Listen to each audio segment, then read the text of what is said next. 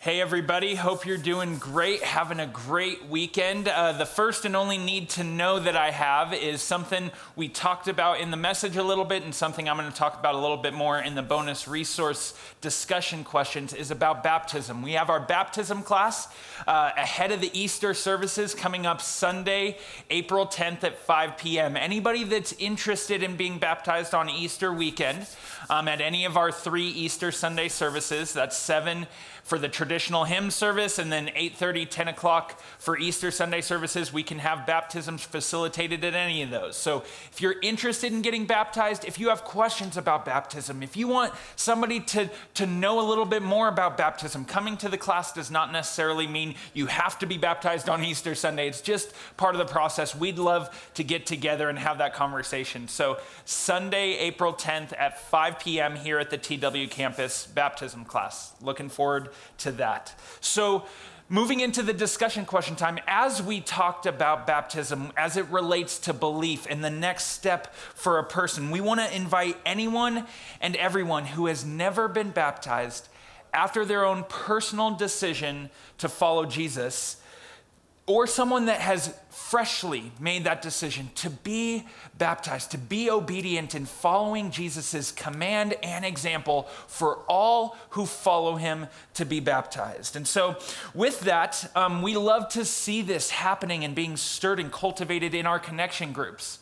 So with that, take some time to discuss your personal experience or questions you might have on baptism. And we'd love for you to bring any of that, one another, bring the whole conversation to that baptism class on Sunday, April 10th. All right, second question. Thomas was in utter shock following the crucifixion.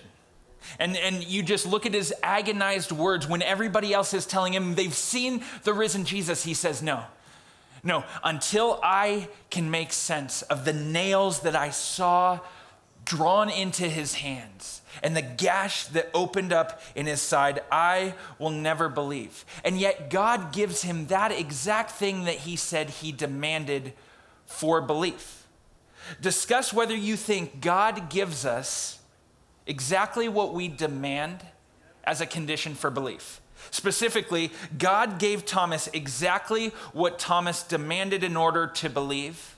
Does he always do that? There might be some surprising answers on either side of that question. Lastly, how real is Jesus? What a question, right? How real is Jesus? People might say that they believe in the resurrected Jesus if only they could see him with their own eyes. This begs the question, how real is Jesus? What proof do you hold as a foundation to your faith? This is an exercise of being able to give a reason for the faith that you hold, the foundation that you hold. Love you guys. Have fun with those questions. Have a great week.